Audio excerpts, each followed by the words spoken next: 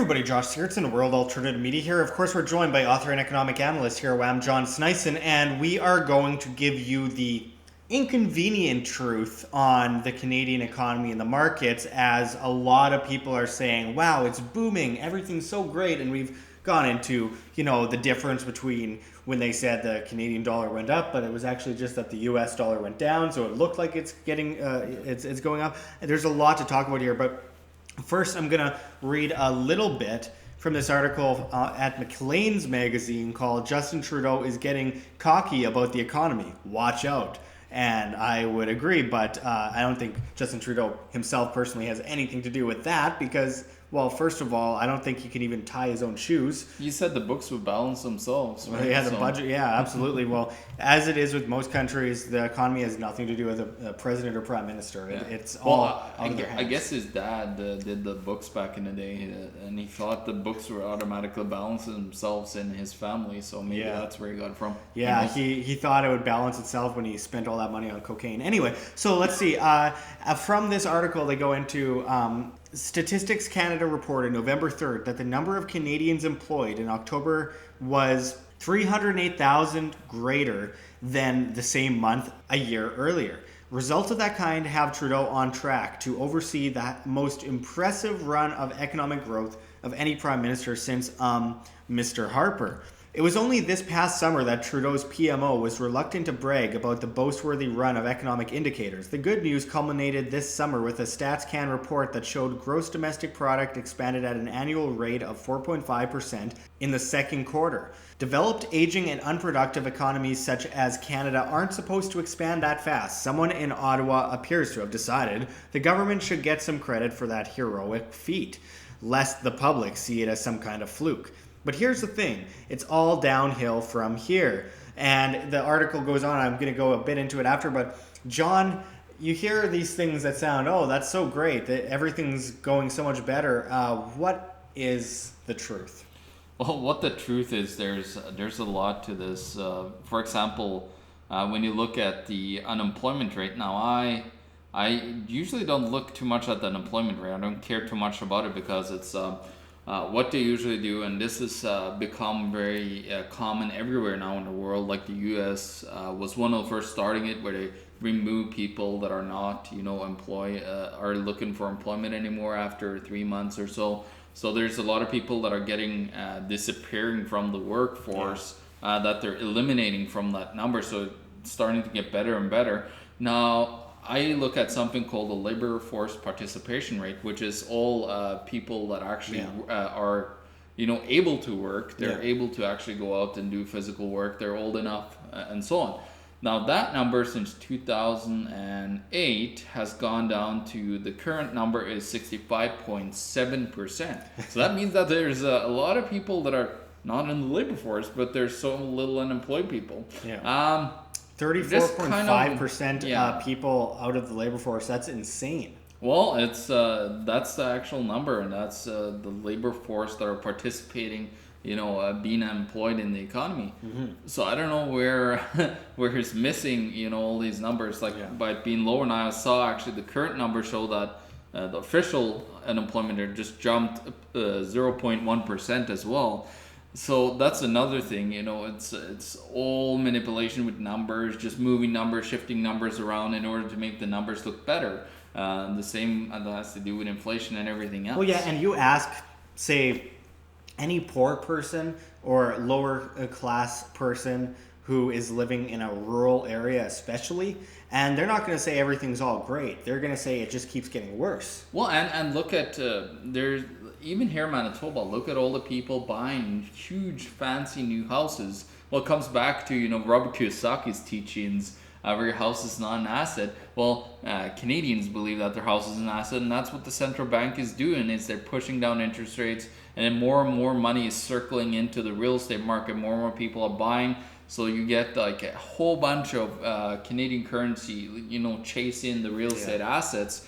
And what you see is, I don't know how people can, buy these $600,000 homes while they have, an income that is maybe a little bit better than mine and my wife's. But me and my wife, we We have, you know, a mortgage that's 118,000 currently that we're paying down. So I'm just seeing that versus these people that have about the same salary as me buying $500,000-$600,000 houses. Oh, it's absolutely insane, and we're going to get more into that in a second, John, because there's a lot to talk about on that. And but just going into how it's showing Stats Canada is reporting that the gross domestic product, the GDP, is growing at a rate of about 4.5% in the second quarter. Can you go into that? Yeah, so the GDP is growing. Of course, there's several, you know, fuels behind that. With oil being down a bit, what you see now though is stocks, you know, are in bubbles everywhere in the world. Like you have the Norwegian, of course, pension fund is in buying tons of stocks. Other sovereign wealth funds is in buying stocks. You've got share buybacks. You know, all these corporations are buying back their own stocks. With that they're getting into. Canadian private debt is at a record high. It's never been this high, of course. And with that, you're looking at all these debt that we, you know, are getting into. That is what's fueling this GDP growth. The problem is you get to a point where too many people are indebted, where you can't get any more people indebted. And that's where you get a collapse, like in 2008. All over the the world, there was several real estate market that collapsed because there was not enough people to fuel the continuation of that bubble. Well, and we can't forget, I mean, how centralized Canada is. Of course, there's a lot of employment that's coming from the government.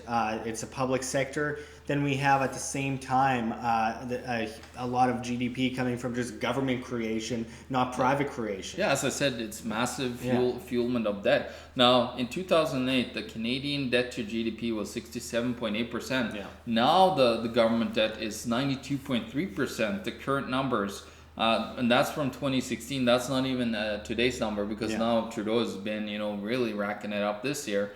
So who knows what it's going to be? It's, you know, increasing close to that 100%. The U.S. of course have 105. Like all these, this growth is mostly fueled by massive amounts of debt accumulation in the economy. It's not by any real, you know, production of anything or values. We have to actually mention, because we had to at some point in this video, John's book, Canada, the greatest economy in the world, ? You can find it on Amazon. It's the facts you are not being told about your money and how to protect yourself from the coming crisis. It's been a bestseller. There is no crisis though. Oh, yeah, right. Well, I mean, just looking at the level of, extortion, theft, taxation that has been going on under Trudeau.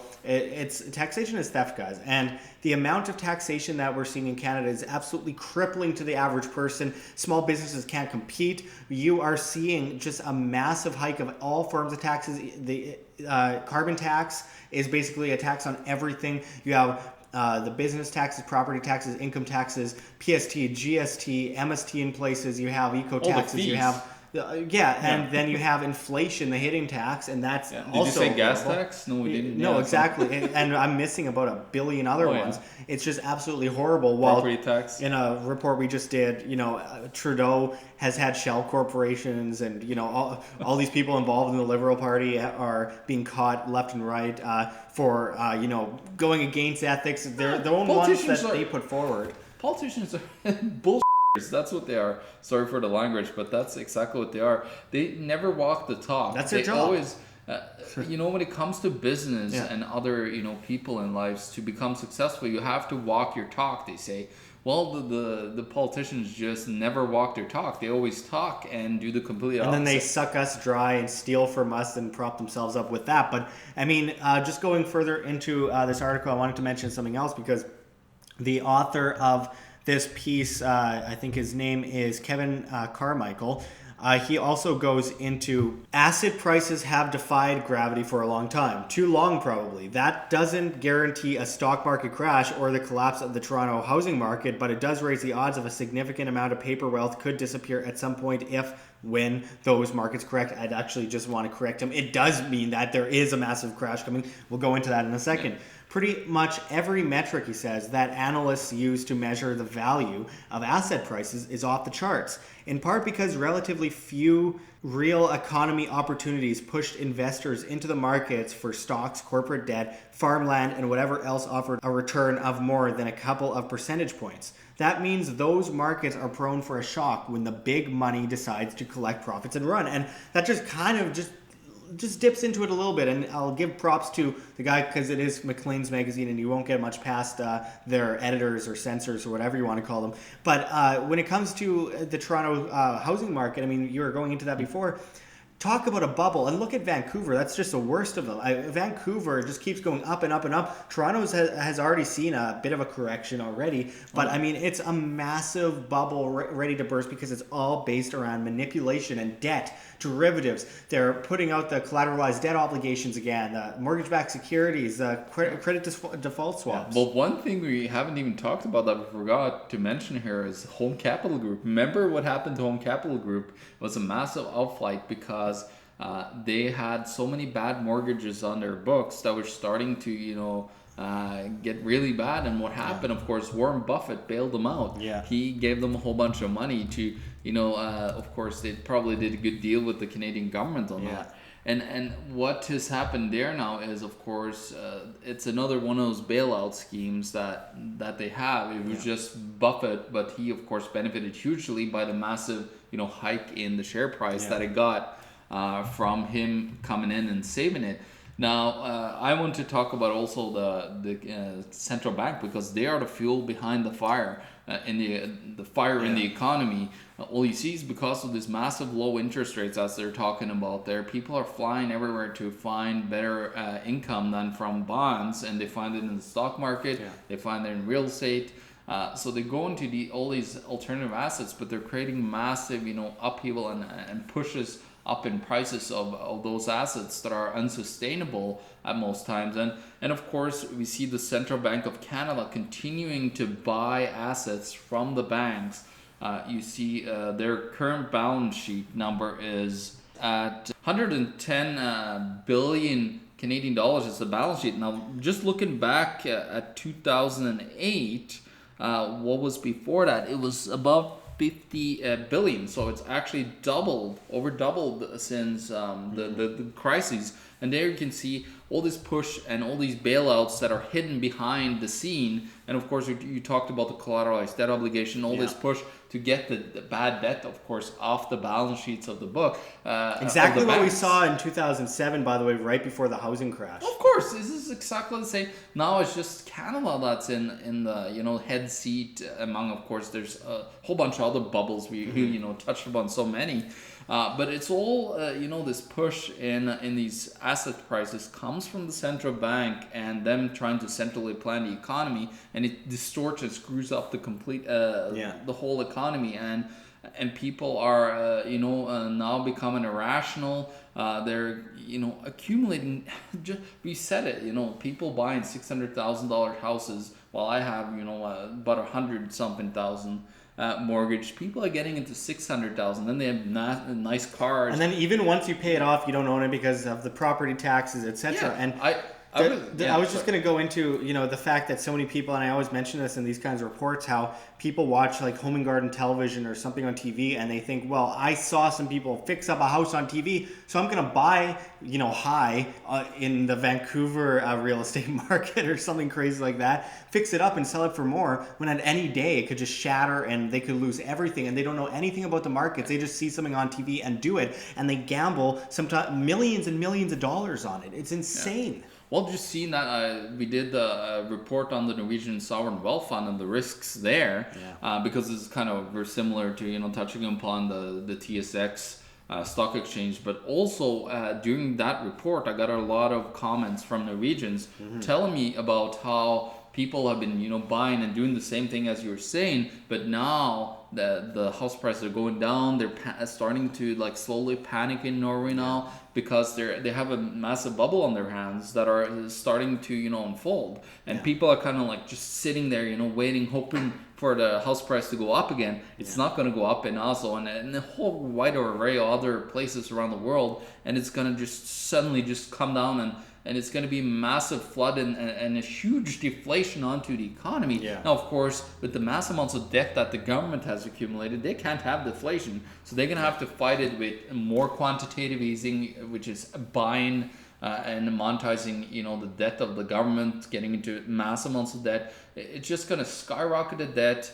Prices are going to go up rapidly. Yeah. So I think you're seeing the deflation now with the baby boomers. They have to, exit from the stock market.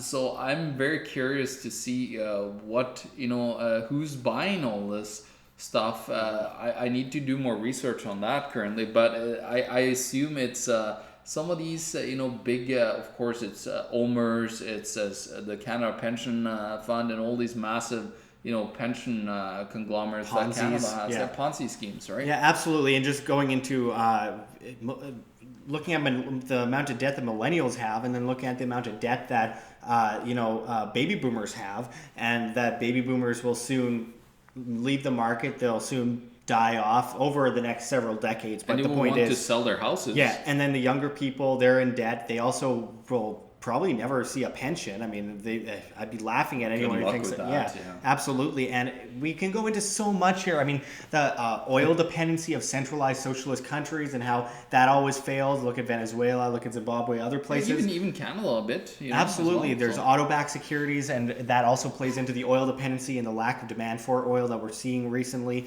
And with the carbon taxes and everything else, it also on top of that just piles up. Yeah, not to mention those levels with all those derivatives backed on top of this whole economy. Everything's derivatives. Everything's manipulated. So a minuscule drop in, for example, the TSX 2 to 5% could trigger like a 50% drop. Yeah, absolutely. Everything's so manipulated, and that also goes into the fiat system. All fiat currencies eventually revert to their intrinsic value of zero. They always have, they always will. Going back to 1024 AD in China, all fiat currencies fail. They can manipulate it and raise and drop interest rates for a little while. Keynesianism can last a little while, but you can only break so many windows. Keynesian economics doesn't work.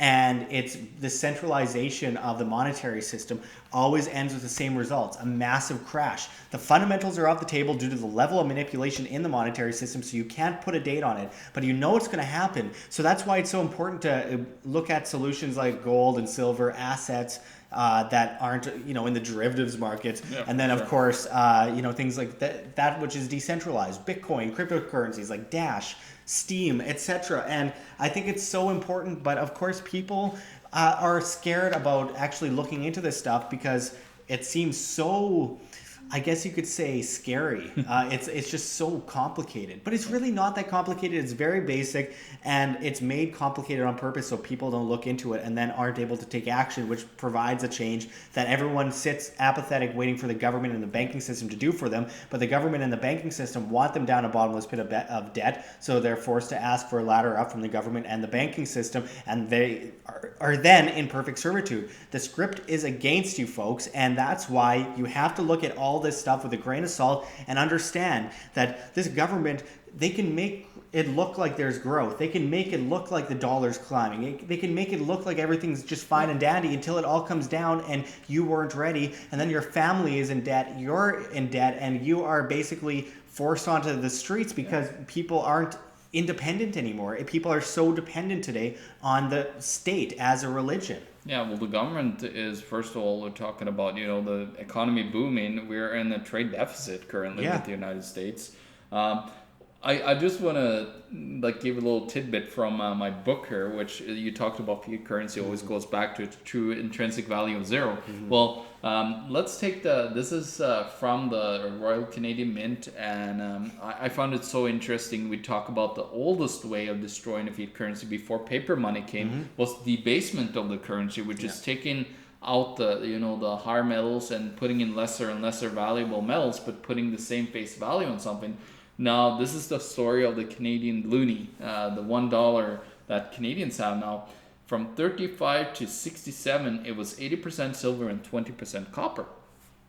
From 68 to 82, they went to 99.9% nickel. From 82 to 86, they had 99% nickel, so it's a little bit less. And from 87 to 2011, they had a 91.5% nickel, and then they had 8.5% bronze plating.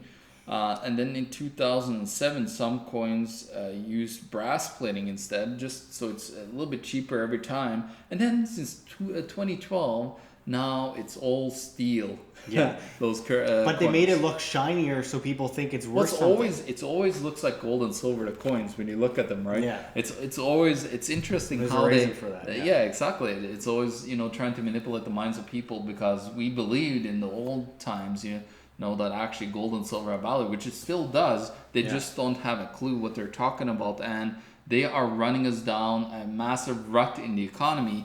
And you just gotta read this book. And this is more for I know all our followers are bought the book, and I really appreciate that. But I want you guys to share this book. Like, please share this book with all your friends, your family, because the general public needs this. For you guys that are prepared, and want to support us, I love that. It's fantastic, and it's been great for all the support. But we really need to push this book out. And of course, with the Canada 150, if you guys are interested, I want to put out a deal for you guys. I want to give you this book for $15. So if you're interested, please give a comment in below this video.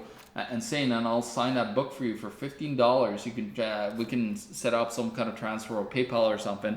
And I want to give that book, and you can order more of them to give out to everybody too. So people need to understand this, because people are gonna get destroyed because they look at the news and believe in this. I call it a irrational exuberance. They call it in the stock market. Well, and that's a great deal. I'm actually also the forward on it, so there's that. But it's funny that you mention, the plating of these coins, because I have coins from the Weimar Republic that I bought a couple of years ago.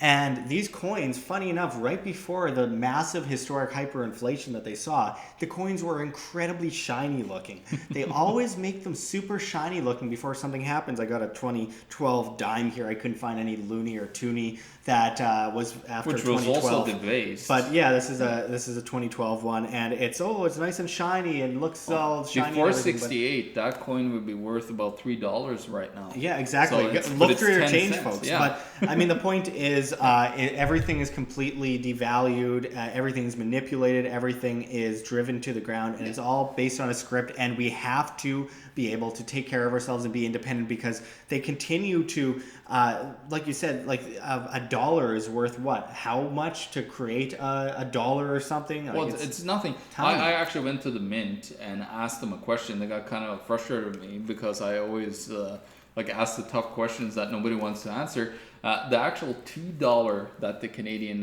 government creates actually is 15 cents to create. Yeah. And then all of that they make money on there, it's what's called seigniorage. So I write about that in my book as well. Seigniorage is what they actually make on the physical, making of the currency, how much it costs versus the face value, which is getting sold. Like the Canadian Mint or whoever, Giske and Devrent, which is the ones that print our bills today, they make a huge amount of profit that goes back to the government, and it's a huge part of the GDP. That is actually an extra income from the government from printing money out of thin air. Look, there's a lot of American change in my hand here, but look, the point is, when you look at these, you expect it to be worth as much as it says on it. And when it's not worth that much, you're being screwed. And if you're going to have physical currency, then you're going to want it to be worth just what it is, its weight in whatever, whether it be copper or nickel. Yeah, well, if the Canadian dollar were to collapse and you walk around with those, people say, like, well, what's the actual true intrinsic value of that coin? Which is, we're looking at, 10, 15 cents. It always comes to a point in the fiat world where you end up using it for nothing more than wallpaper, and it always gets debased that much. Actually, it's pretty nice wallpaper though, with those polymer notes. Yeah, real nice and colorful. Looks just like Monopoly money. I wonder why. But also, just one more thing. We of course confronted Bill Morneau, the Finance Minister of Canada, back in 2016, in May 2016. And we asked him about, selling off of all Canada's gold, as Venezuela did. They didn't sell off all of it, but they sold off most of their gold as well. And we're seeing this massive power shift to Europe and China and Russia at this moment, and push towards this cashless society under the SDR, that's a centrally planned cashless society under the special drawing rights at the IMF, which is terrifying. All the stuff we talked about, world economy is being vindicated, but Canada sold off all of its gold, and Bill Morneau basically said that gold didn't really have any value, so they just got rid of it, and that's horrible. We're really screwed, because Canada and Norway, my home country, is one of the very few countries that doesn't have gold. Even Sweden and Denmark has over 100 tons of gold. Canada used to have 1,023 tons at the most, and then they just started selling down during Pierre Trudeau and his period. So pick a country. One of them is going to own our ass someday soon, and the problem is we have to be prepared. It's better to be over-prepared than under-prepared. We have to push away from this collectivist mantra of the greater good of the greater number and stop believing in these packs of wolves, pushing their ideas as if good ideas need to be forced, because they don't. And we have to work as individuals and not allow the 51% to take over the 49%. We are individuals. We are born free. It's intrinsic within us, and the government can't give us freedom. They can only take it away or give it back at a price. And that's what we're seeing constantly within the governmental system, which is why we need to be voluntary, and we need free markets, and we need to cut this garbage out. The solution is very simple: food, water, shelter, defense. You're not gathering things for the toughest guy on the block. Gold, silver, assets, decentralized, Bitcoin, etc. And we have to look towards these things rather than continuing to just put all of our lives, all of our money, all of our wealth in the hands of a few people who benefit off of our enslavement. Yeah, well, if you believe that currency has all this value, think about it this way. I had a great story about Argentinian that is a friend that I met through my period looking at economic and monetary history. He told me when his dad, when there was what it's called a devaluation of the currency in Argentina, his dad had all his life savings in his bank, and he lost that life savings lost 75% of its value overnight. Think about that. Think about that devastation that it had on the populace that believed in the fiat. Yeah, it's exactly why I say it's better to be over-prepared than under-prepared. This has gone really long, this report, but I think it's beneficial to a lot of people. Yeah, a lot of great details we got into this one. And we got so many other videos on these subjects. Many videos on the carbon tax if you're interested. Many videos on the Canadian dollar. Many videos on taxation of small businesses in Canada and the poor. And so many other things. So please check out World Alternative Media. Subscribe below. Look at our channel. And until next time, this is Josh Sigurdson and John Sneisen signing out from World Alternative Media. Find the truth. Be the change. Thanks for watching, everyone. Check the links below. GoFundMe, Patreon. We can't do it without you. Any donation is very much appreciated, especially as we are so vastly demonetized by the Anti-Defamation League on YouTube, as they flag all of our content as hate speech. You can also find our Bitcoin address in the description in the comments, as well as on the screen for you to scan if you please. You can also find me at Josh Sigurdson at Steemit.com. That's Steemit.com, the future of social media, as a dinosaur social media digs its own grave. You get paid in cryptocurrency, Steem that is, on Steemit.com via the upvote of your posts, so I hope to see you there. But until next time, this is Josh Sigurdson signing out from World Alternative Media. Find the truth, be the change.